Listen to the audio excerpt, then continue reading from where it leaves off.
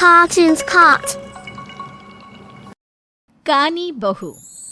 किशोरी लाल जी के बेटे राघव की शादी की बात जगह जगह चल रही थी, लेकिन किशोरी लाल जी को कोई लड़की पसंद ही नहीं आती थी। और उसकी एक ही वजह थी, किशोरी लाल जी का लालची होना। उनको लड़के वालों से मोटा दहेज चाहिए था और इसी चक्कर में एक दिन वो एक बहुत पैसे वाले के घर अपने बेटे का रिश्ता लेकर पहुंचे। उस आदमी का नाम था ओम प्रकाश। देखिए किशोरी लाल जी, मेरी एक ही बेटी है और मेरी सारी संपत्ति जायदाद सब कुछ मेरी बेटी नैना का ही है। पापा, नाम से लगता है बहुत खूबसूरत होगी। कितना अच्छा नाम है ना, नैना। ओ, वैसे बात तो सही है आपकी। अब इतना पैसा है, जमीन जायदाद है, इकलौती बेटी, आप भी क्या करेंगे? सब कुछ उसे ही देंगे ना। बिल्कुल ठीक पहचाना आपने। बस बेटी की शादी और सारी जायदाद उसके नाम। पापा, बिना देखे हाँ कर दीजिए ना। इतना अच्छा रिश्ता फिर कहाँ मिलेगा? माला माल हो जाएंगे हम। मैं अपनी बेटी को बुलाता हूँ।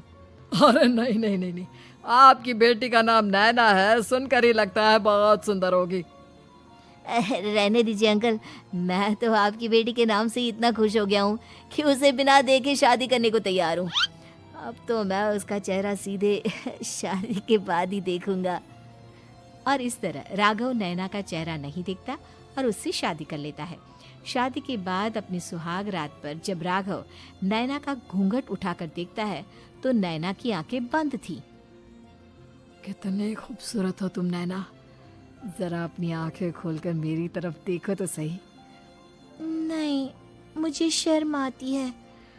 अरे, मैंने तुम्हें शादी से पहले भी नहीं देखा, और अब अगर तुम आंखें खोलकर मुझे देखोगी भी नहीं तो मुझे अच्छा कैसे लगेगा? इससे पहले कि नैना अपनी आंखें खोलकर राघव की तरफ देखती, अचानक से लाइट चली गई और राघव नैना को पूरी तरह से देख भी नहीं पाया। अगली सुबह नैना राघव के लिए नाश्ता बनाकर लेकर आई।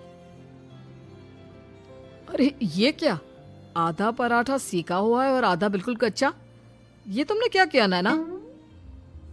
बहू, तुमने क्या आधा पराठा तवे से नीचे लटका कर रखा था, जो आधा सिका है और आधा कच्चा?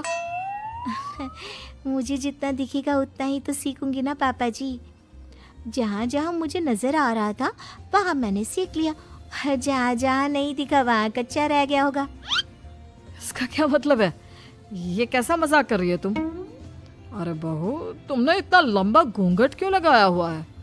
देखो, हमारे घर में बहुओं को बेटी की तरह रखा जाता है, और फिर तुम तो इतना सारा माल लेकर आई हो। देखो, ये घूंघट डालकर रखने की कोई जरूरत नहीं है।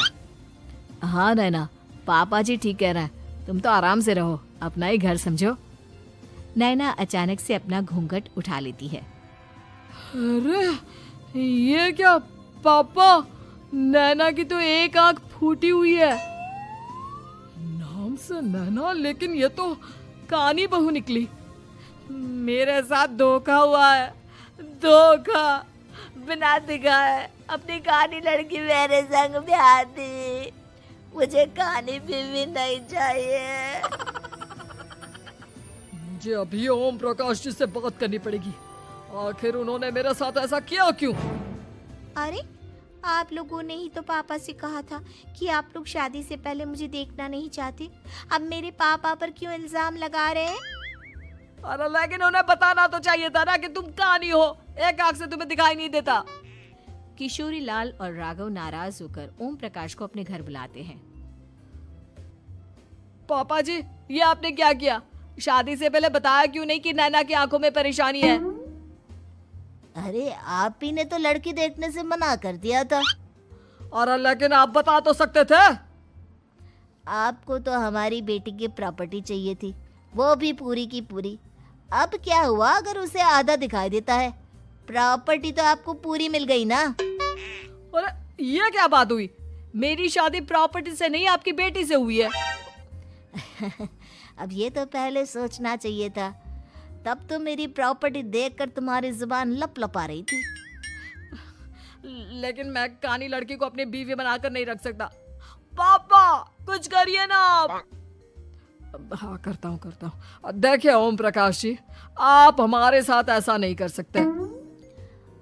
और तुम देखो, अगर तुमने मेरी बेटी से शादी तोड़ी ना, तो जो भी प्रॉपर्टी मैंने तुम्हें दी है वो तो पूरी की पूरी वापस ले ही लूंगा, और आधी प्रॉपर्टी तुम्हारी भी लूंगा। अरे मेरी आधी प्रॉपर्टी भला क्यों लेंगे आप? इसलिए क्योंकि मेरी बेटी को आधा नजर आता है, और उसकी नजर अभी तक तुम्हारी आधी जायदाद पर ही पड़ी है। अब तुम उसे घर से निकालोगे तो कुछ तो लेकर जाएगी ना। और अगर हम आपकी बेटी को अपने घर की बहू बना कर रखे तो?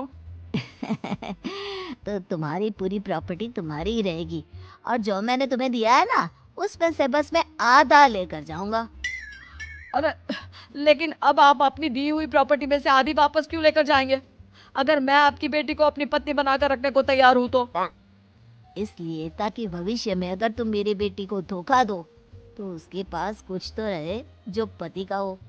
वैसे मेरे पास तो बहुत कुछ है, लेकिन अपने पति की कोई निशानी तो उसके पास होनी चाहिए ना।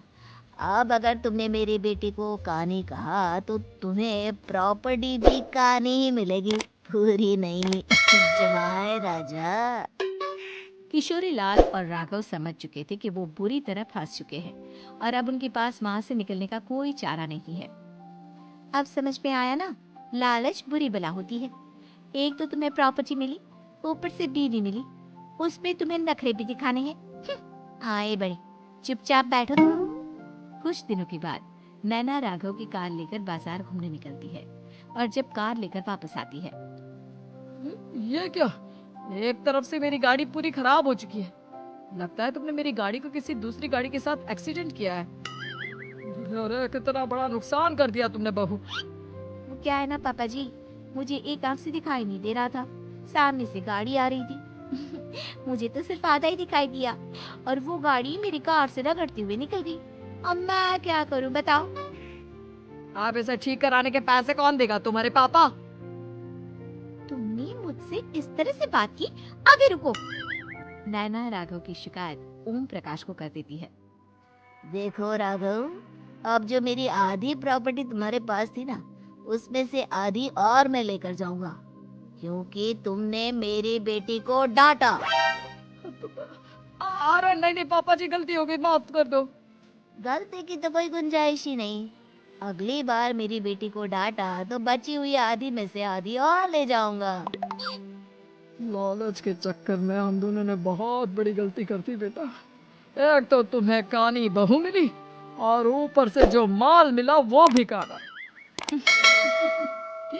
इस तरह राघव की हर एक गलती पर ओम प्रकाश उसकी प्रॉपर्टी का आधा आधा हिस्सा लेकर अपना सारा माल वापस ले गया और राघव को कानी बीवी से काम चलाना पड़ा। भाई लालच वाकई में बुरी बला है।